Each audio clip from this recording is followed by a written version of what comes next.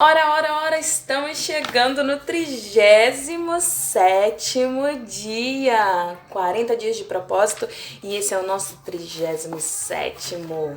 Vamos lá? Então, hoje nós vamos falar sobre conte a sua história. A verdade, assim, contar a sua história, contar o seu testemunho, contar as coisas que acontecem na sua vida é a melhor forma de você demonstrar que você ama o teu próximo como a ti mesmo e ama a Deus sobre todas as coisas. Por quê? Por quê, Cláudia? Por quê? A Bíblia fala lá em 1 João 5,10 o seguinte: quem crê no Filho de Deus tem o testemunho de Deus nele. Quando a gente costuma dizer que existe um marco histórico na nossa vida, assim como existe um marco histórico. Tudo que se fala é antes de Cristo ou depois de Cristo. Cristo marcou o tempo e ele marca até hoje na nossa vida. Ele marca o tempo na nossa vida. Então a nossa vida tem um período antes de Cristo e um período depois de Cristo, né? Isso é fantástico. Se você não tem um período antes de Cristo e um período depois de Cristo, tem alguma coisa de errado nessa história que você está contando. E nós devemos contar essa história para as pessoas, contar o marco histórico, o que aconteceu na nossa vida, mesmo que pareça muito difícil de contar. Como, por exemplo, Paulo, né? Paulo, quando ele conta, ele fala sobre a morte de Estevão, que ele estava ali dando autorização para a morte de Estevão, e você percebe no teor das palavras de Lucas no livro de Atos, que há algum tipo de sentimento de arrependimento no coração ali de Paulo. E ele, mesmo assim, ele conta, eu errei, né? Eu tomei essa atitude, agi dessa forma, e tudo conduziu a esse ponto, conduziu a este momento. E graças a Deus, hoje eu sou liberto, né? Paulo contando o seu testemunho com as minhas palavras, é claro. Mas é isso. Lá em 1 Tessalonicenses 1:8 fala: a vida de vocês ecoa a palavra do Senhor. As notícias sobre sua fé em Deus são conhecidas. Já não temos que dizer mais nada. Vocês são a mensagem. Então, o que ele está querendo dizer com isso? Que nós somos testemunho vivo. Mesmo quando não há palavra, nós devemos ser a palavra. Através da nossa vida, as pessoas precisam conhecer o amor de Jesus. Olhar e falar, ao invés de olhar e falar assim, ah, lá vai a Cláudia, aquela garota chata, não sei o quê. Olhar e falar assim, olha, lá vai a Cláudia, né? Aquela pessoa que dá tal testemunho. Isso é fantástico na vida das pessoas que temem a Deus. E o que acontece? É importante a gente compartilhar esses momentos de servir a Deus, de buscar a Deus, para que possa haver transformação na vida de todas as outras pessoas, porque Deus nos tornou mensageiros deles, né? Como Paulo diz, nós somos embaixadores, né? Ele fala assim: falamos diante de Deus com sinceridade, como homens enviados por Deus. Então, assim, se você sente que não tem nada para compartilhar, se não houve mudança na sua vida, se não houve conversão na sua vida quando você conheceu a Deus, você precisa buscar mais a palavra de Deus, porque tem alguma coisa que precisa ser transformada, mesmo que seja o seu sentir da presença dele. É muito importante isso. E é importante compartilhar. Quando a gente tem um depósito de experiência com Deus, quando a gente vira um ser de vivência com Deus, né? Ele nos utiliza para mudar as outras pessoas, porque a partir daí nós somos família dele, né? A Bíblia fala assim: quem crê no Filho de Deus tem em si mesmo esse testemunho. Então é importante a gente lembrar o seguinte: seu testemunho, né? A história de como você começou o seu relacionamento com Deus. Qual é? Qual é esse testemunho? Qual é a história de quando você começou um relacionamento com Deus? Pensa aí, pensa na sua cabeça aí comigo. Lá no início, eu, Cláudia, comecei um relacionamento com Deus indo para a igreja com meu pai. Meu pai era evangélico, não, meu pai era espírita e aí ele se tornou evangélico. E aí eu comecei a ir para a igreja. E no princípio eu ia para a igreja pela igreja, assim, pela brincadeira, porque eu sempre vivia muito presa em casa. Meu pai sempre foi muito rígido com relação à educação e tudo mais. A minha mãe deixava a gente brincar mais na rua, mas meu pai, ele tinha muito medo de acontecer alguma coisa, das pessoas machucarem a gente, ferirem a gente. Então eu ia para a igreja porque lá tinham crianças, lá tinham pessoas que eu podia brincar, que eu podia ter amizade e tudo mais. E eu gostava da história que era contada. Depois eu comecei a conhecer a Deus e ter um relacionamento com Ele, né? Então assim, eu lembro que no meu testemunho, minha profissão de fé, né, na igreja que eu frequentava na época, o pastor, ele tinha uma reunião onde você ia batizar, você tinha que passar primeiro por um período de discipulado 1, onde você fazia várias lições para você conhecer a Deus, para você conhecer o porquê que você estava se batizando, né, as transformações que deveriam acontecer na sua vida. E depois que você terminava esse discipulado 1, você entrava numa reunião com todos aqueles que iriam batizar e o pastor fazia perguntas para as pessoas. E uma das perguntas que ele fazia era: o que mudou na sua vida? E eu acho isso muito importante. O que mudou na sua vida quando você conheceu a Jesus? Eu era muito nova e sempre fui muito medrosa de cometer erros, de fazer coisas que não agradassem os meus pais e tudo mais. Então eu não tive tempo de fazer muita loucura naquela época. E aí eu lembro que a partir que eu falei assim, que os meus irmãos não implicavam mais comigo. Então, assim, alguma coisa mudou na sua vida. Alguma coisa teve transformação na sua vida, né? Seja a implicância que seus irmãos tinham com você, seja o mau desempenho que você tinha em alguma coisa, seja o sentir do Espírito Santo na sua vida, alguma coisa muda, né? E aí tem outra pergunta que eu queria deixar: qual foi a lição de vida, né, que Deus lhe ensinou? O que Deus lhe ensinou nesse processo de conversão, nesse processo de mudança, de mudar de caminho, de direção, como uma bússola mesmo? O que nesse caminho Deus te ensinou? O que ele falou de diferente para você, para a sua vida? Sabe? Exatamente essa história que as pessoas precisam saber e entender o que aconteceu. A partir do momento que houve conversão na minha vida, eu nunca mais tive isso.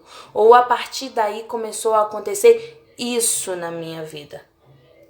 Que processo foi esse na sua vida? Falando sobre paixões, né, de origem divina, pelo que você mais se interessa.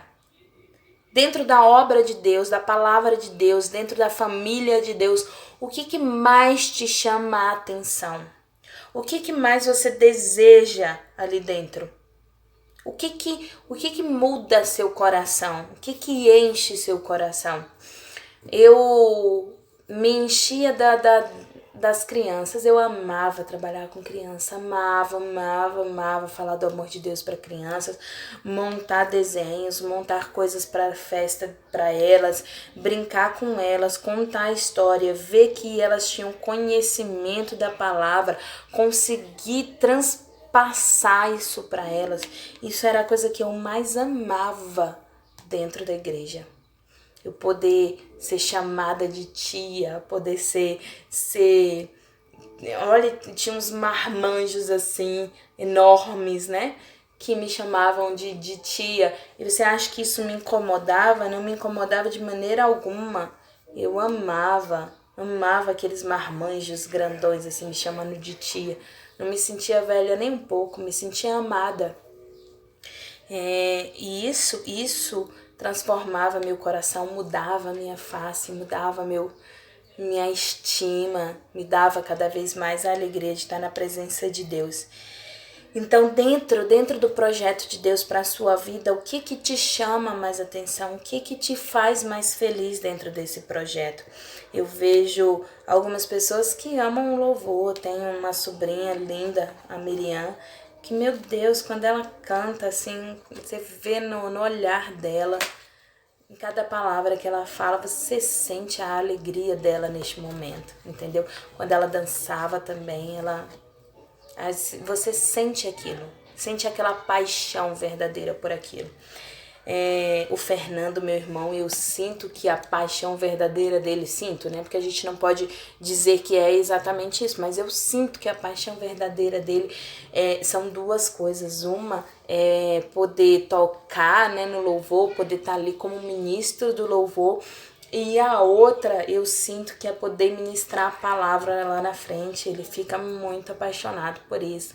É como ele dá aula na sala de aula dele lá com os alunos, você vê aquele encantamento dele, assim, e é fantástico. Então, o que é a paixão que Deus colocou em você? O que é essa forma que Deus colocou em você? O que te chama a atenção?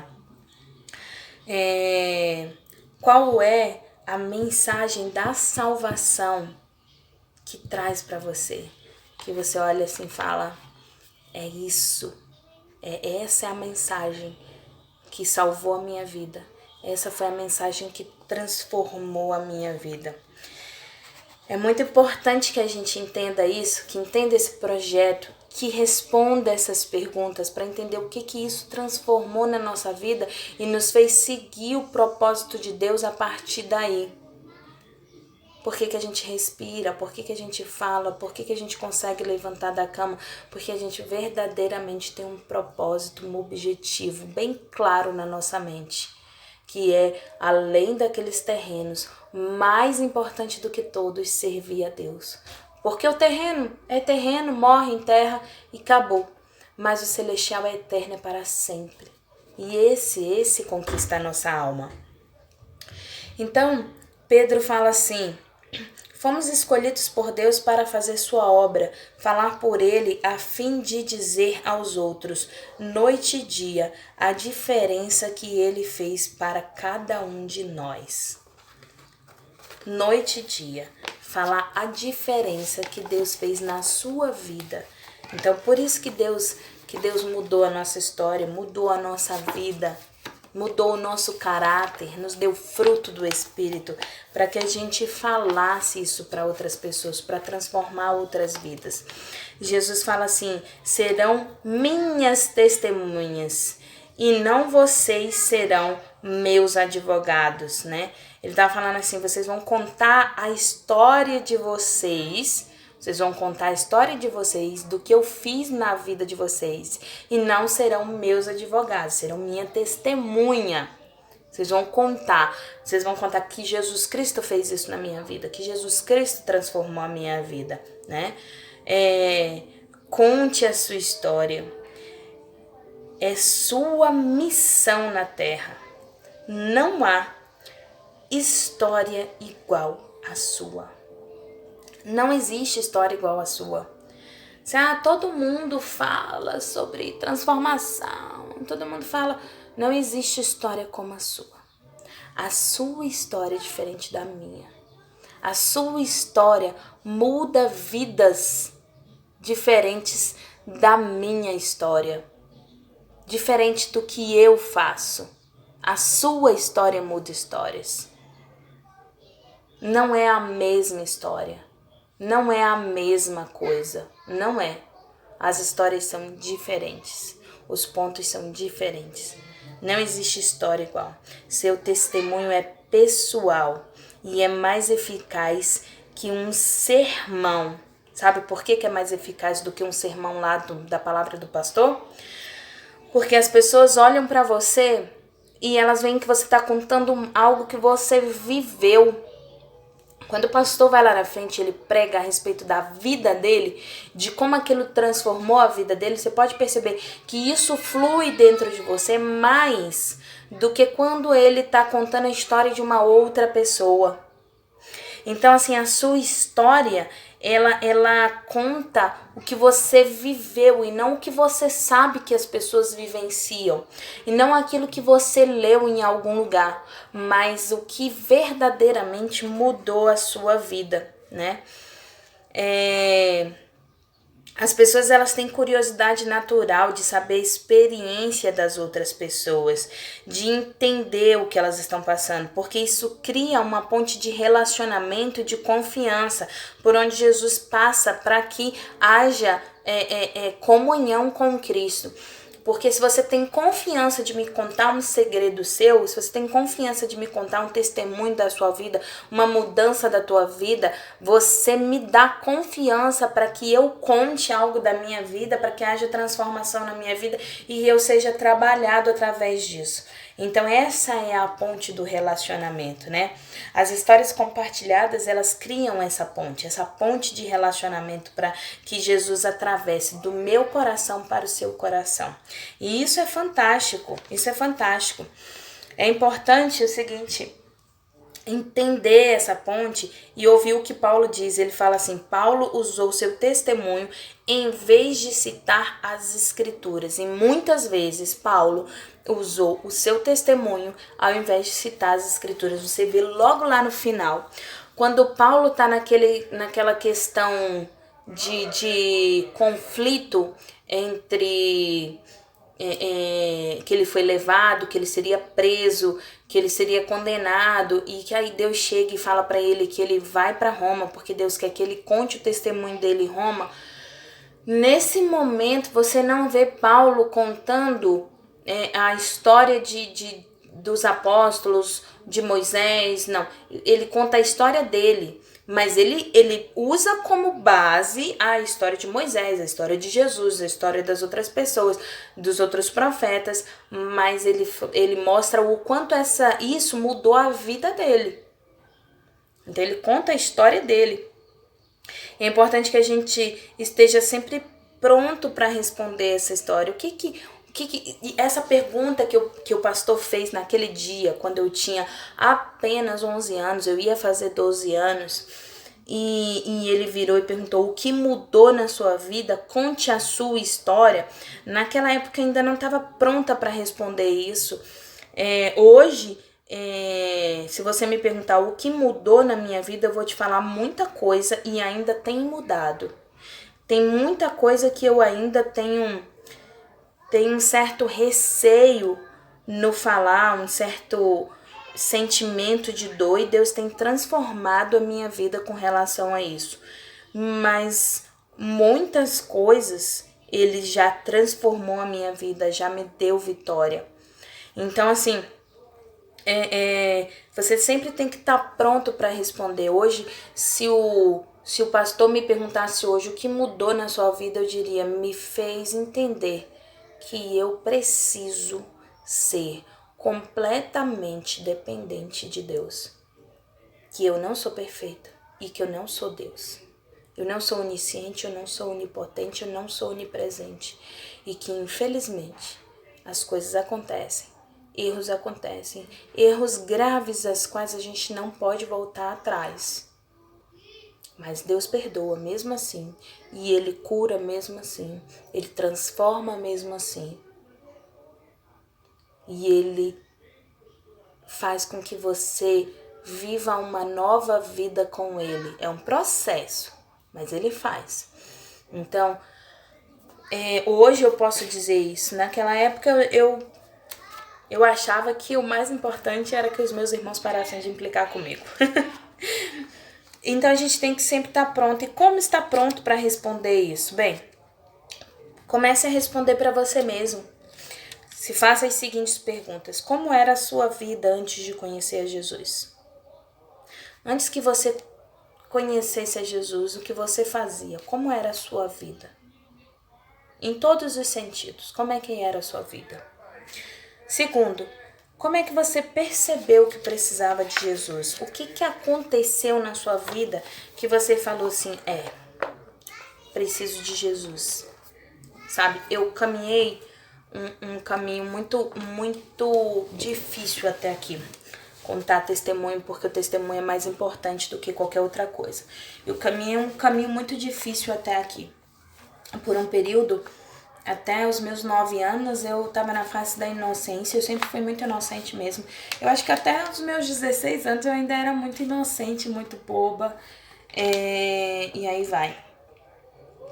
Mas eu seguia a Deus porque eu conhecia Deus, de ouvir falar, e comecei a andar com ele. Eu acho que andar assim de ouvir a voz dele, de sentir a presença dele. Eu deveria ter uns 15 anos por aí, 14, 15 anos, quando eu comecei a entender verdadeiramente quem era Deus na minha vida.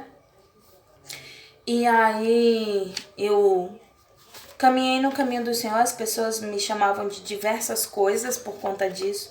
Achavam que inclusive eu seguia Deus porque era uma obrigação que o meu pai e minha mãe me impunham, ou que as coisas que eu fazia na minha vida era porque meu pai e minha mãe eram muito rígidos e meus pais sempre me deram liberdade para seguir o que eu quisesse seguir. Então, um dia eu não conhecia o mundo de verdade. Eu conhecia a Deus, mas eu não conhecia o mundo de verdade. Conhecia de ouvir falar. E não me senti nunca com vontade de ir para o mundo. Nem quando eu me afastei de Deus, eu nunca senti essa vontade de ir para o mundo. E quando a única coisa que na minha vida era mais importante em tudo sempre foi a minha família. Eu sempre coloquei a minha família em primeiro lugar, em tudo na minha vida. E aí quando eu cheguei a essa questão de me afastar de Deus, foi assim: primeiro eu comecei a me afastar da igreja, porque eu trabalhava muito, porque eu estudava muito, porque eu fazia muito curso, porque isso, porque aquilo. Então eu comecei a me afastar da igreja. E depois eu não percebi, mas eu estava me afastando de Deus, já estava começando a falar palavrão, já estava começando a fazer coisas que não eram agradáveis aos olhos de Deus. Mas aí o que acontece? Quando meu pai ficou doente, ele teve Alzheimer, o Espírito Santo falou para mim que ele estava liberando a minha alegria, porque o choro pode durar uma noite, mas a alegria vem pelo amanhecer. E que ele estava liberando a minha alegria. E na minha cabeça, a minha alegria era a cura do meu pai, né? Então aquilo, eu ia e voltava do meu trabalho, eu ia chorando, eu voltava chorando. Uma vez até um motoqueiro, ele fez sinal para eu parar no acostamento, porque eu tava chorando tanto que eu acho que ele queria conversar comigo e eu fiz, sabe o que? Acelerei o carro e fui embora. Eu sei lá. E chorei muito. Eu fui parar uma vez numa igreja, na igreja a qual eu me converti. E fiquei lá durante horas chorando muito, porque eu precisava muito. E eu comecei a sentir que eu ia me afastar da presença de Deus, então eu ia segunda, terça, quarta, quinta, sexta, sábado, domingo para a igreja. E se tivesse igreja de madrugada, eu ia de madrugada. E se tivesse à tarde, eu ia à tarde. Aonde tivesse igreja, eu ia. E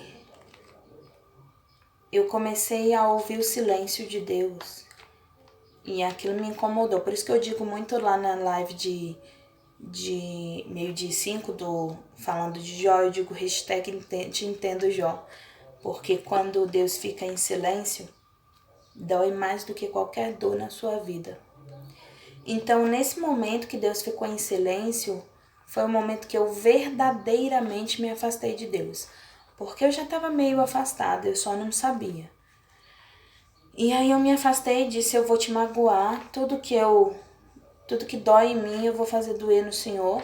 Tudo que o Senhor não gosta eu vou fazer para te desagradar. Mas eu nunca tive coragem de fazer nada dessas coisas, porque não sou eu, não é minha índole, não é meu caráter. Mas eu me afastei da presença de Deus. Eu tinha raiva. Quando parei de ir pra igreja, parei de ir pra tudo quanto era lugar, ouvia a música do mundo. Aí vamos pra uma festa, Cláudia. Vamos beber, Cláudia. Vamos fumar, Cláudia. Vamos ficar com um monte de garoto, Cláudia. Não sou eu. Não sou eu.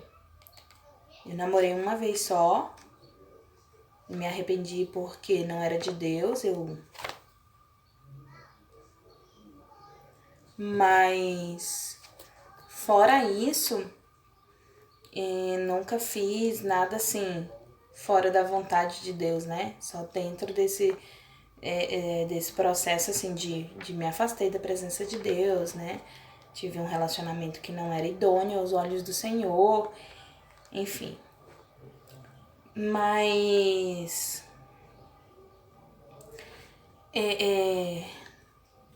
demorou acho que uns 2 anos fora da presença do Senhor. E aí eu falei, quer saber? Eu não aguento mais não sentir a sua presença dentro de mim. Eu não aguento mais não sentir o Senhor me tocar. Eu não aguento mais não ouvir a sua voz. E eu preciso voltar pro teu caminho. E aí eu voltei, mas aí voltar também é um processo de libertação. E aí, quando eu voltei, logo em seguida meu pai internou, teve um AVC, mas eu não me afastei da presença de Deus por causa disso. Mas eu confesso que, poxa Deus, agora que eu voltei para a sua presença, o Senhor deixa meu pai 6 meses internado no hospital, entre a vida e a morte. Piora a questão da saúde dele, porque antes ele lembrava, antes ele pelo menos falava, antes pelo menos ele ouvia, antes pelo menos ele entendia. Agora ele tá ali em coma, agora ele tá numa situação pior. E eu voltei para tua presença, mas Deus deu, Deus tirou, louvado seja o nome do Senhor. E me posicionei assim. E aí Deus foi me dando consolo. Ainda dói muito ver meu pai da forma que eu vejo, mas assim, foi me dando estratégia para trabalhar com ele, eu e minha mãe. E uma das coisas que eu mais prezo é a minha independência financeira, independência. E Deus foi me dando estratégia para trabalhar para que eu tivesse a minha independência financeira, que eu tivesse meu. Mas é difícil você ver uma pessoa que você ama da forma que eu vejo meu pai. E a gente ainda culpa a Deus, sabe? A gente fala assim, poxa, ele não tem pecado, ele é uma pessoa idônea, tipo Jó, né? Ele é justo, o Senhor chama ele de amigo, né? O Senhor disse que nunca desampararia ele, onde ele pisasse a planta do pé ali, o Senhor estaria. Quando ele abrisse a boca, o Senhor falaria por ele, que ele ia anunciar a palavra. E agora... E você sente, isso dói. E aí a gente acha que tá tudo bem, sabe?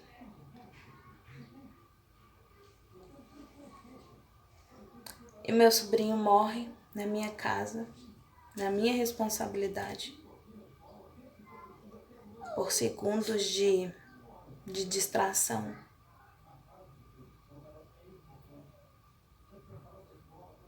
E tudo que você acha que você acredita, que você é justa, que você... Não, eu não me achava justa, não. Mas assim, que você acredita que você sabe lidar com criança, que você nunca deixaria isso acontecer na sua vida, porque você ama criança, porque você...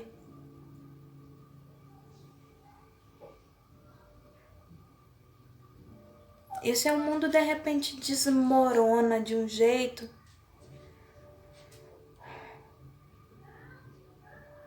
que você acha que... Aconteceram várias outras coisas, meu irmão sofreu um acidente, minha cunhada quase morre, minha sobrinha foi lançada para fora do carro, minha sobrinha não tinha nem 2 anos, tinha meses. E ela é lançada para fora do carro. Minha outra sobrinha dentro do carro toda machucada. Meu irmão quebra uma costela. E a minha cunhada fica toda arrebentada. E não houve um processo de descanso, sabe? A gente descobriu a doença do meu pai. Eu me afastei da presença do Senhor meses depois. Meu irmão sofreu um acidente. Minha cunhada, graças a Deus, está viva, mas quase morre.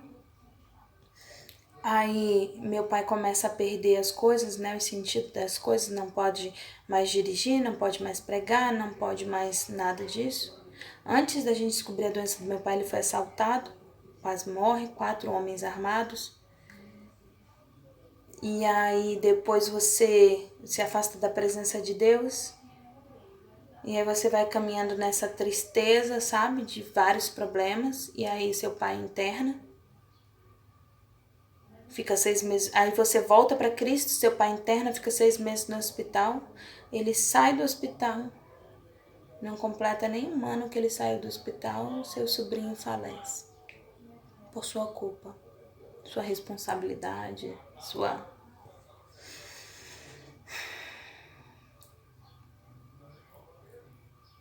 Eu queria, sei lá, me jogar na frente de um carro, acabar com a minha vida. Fiz como Jó, amaldiçoei o dia que eu nasci.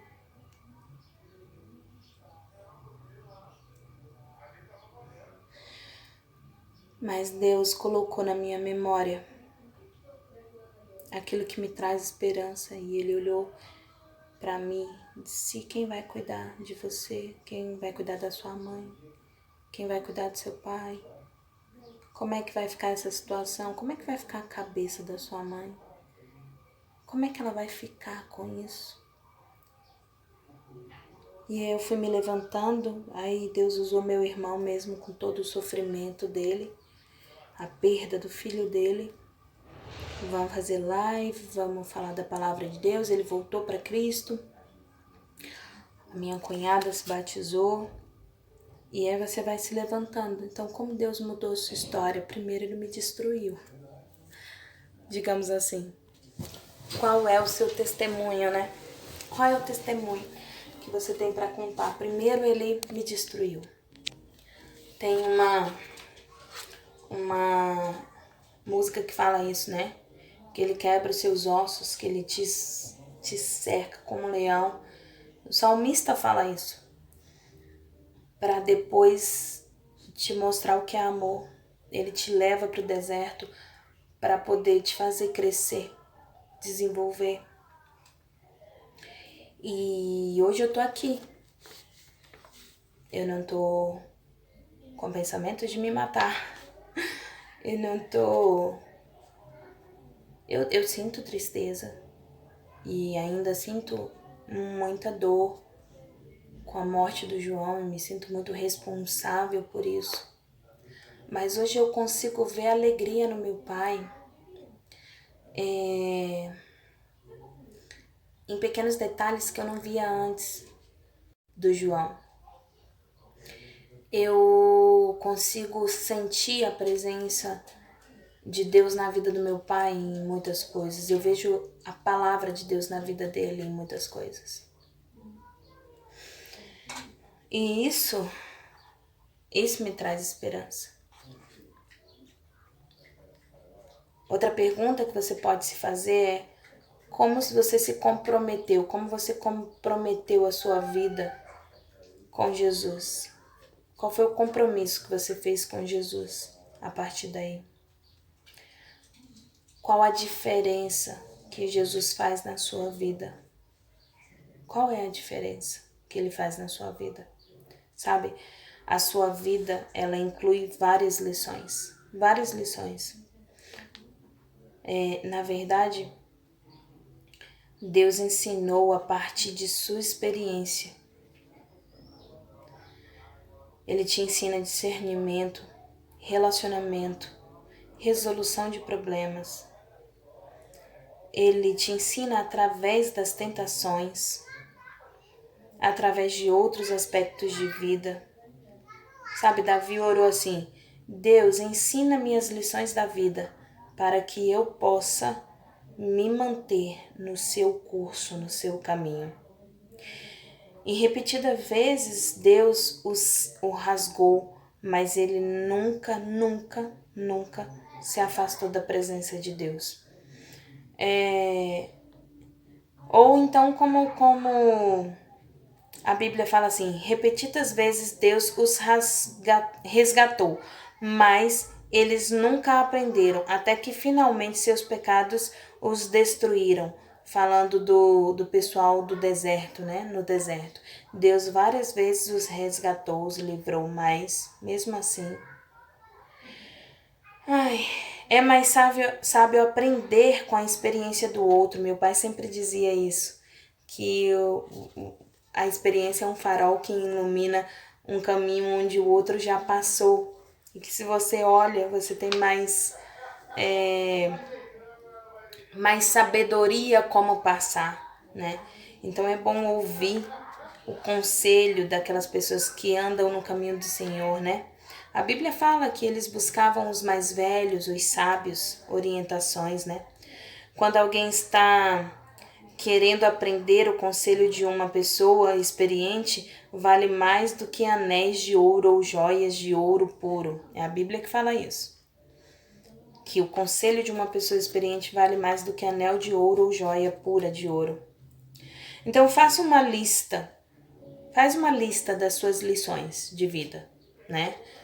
O que Deus te ensinou com fracasso, me ensinou a depender dele. O que Deus me ensinou com a falta de dinheiro, que não me falta alimento. O que Deus me ensinou com dor, tristeza ou depressão, que Ele é a minha alegria. O que Deus me ensinou pela expectativa, que Ele é a minha esperança. O que Deus me ensinou com a doença, que Ele é a minha cura, mesmo que seja espiritual. Meu pai não está curado fisicamente, mas Ele traz muita cura espiritual para a gente. O que Deus me ensinou com a decepção, levanta, sacode a poeira e vai de novo. Porque o cair é do homem, mas o levantar é de Deus. Foi isso que Ele me ensinou. A nossa vida, ela inclui o partilhar as paixões que Deus nos deu, porque Deus é apaixonado pela gente. Jesus disse, o coração do homem determina o que ele fala. Davi disse, o grande interesse que tenho por ti e pela tua casa arde como uma fogueira dentro de mim. Jeremias disse, a tua mensagem fica presa dentro de mim e queima como fogo no meu coração. Estou cansado de guardá-la e não posso mais aguentar. A Bíblia ela está cheia dessas orientações, cheia desses pontos que nos ensinam exatamente isso. A caminhar no caminho do Senhor, a trabalhar com o Senhor. Então não menospreze a paixão dada por Deus a outra pessoa. A Bíblia fala assim, é bom sempre ser zeloso pelo bem, né?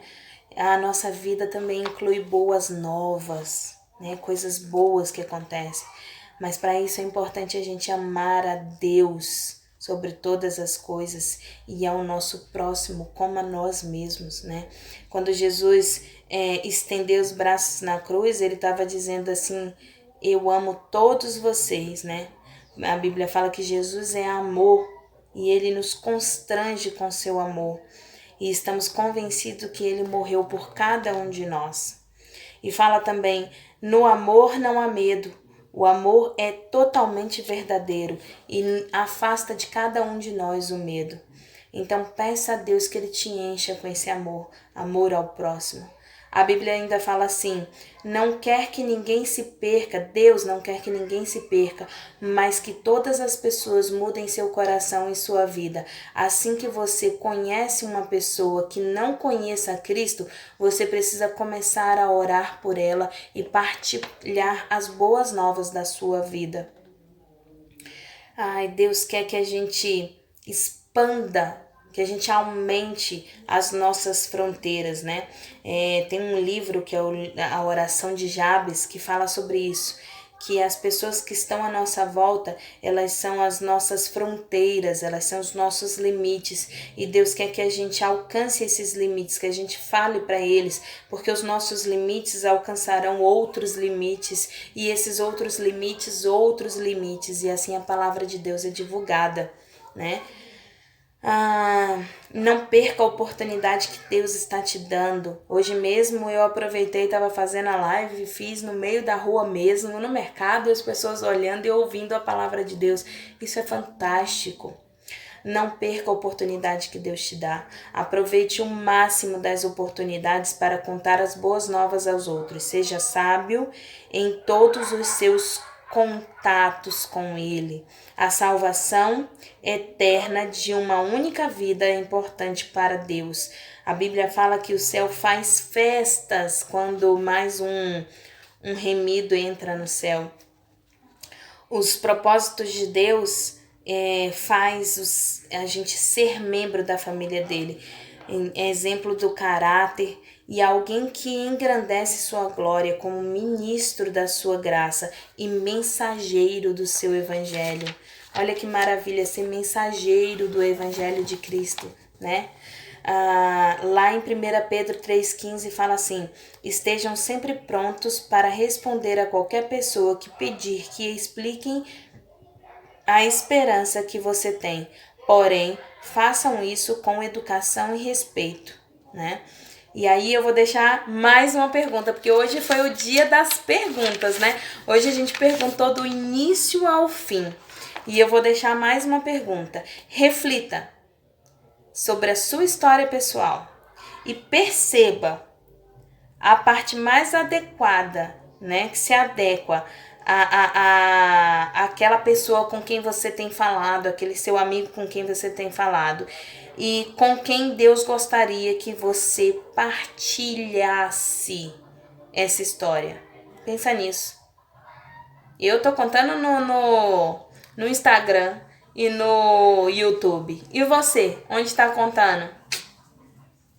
É importante, são vidas alcançadas. Pensa nisso.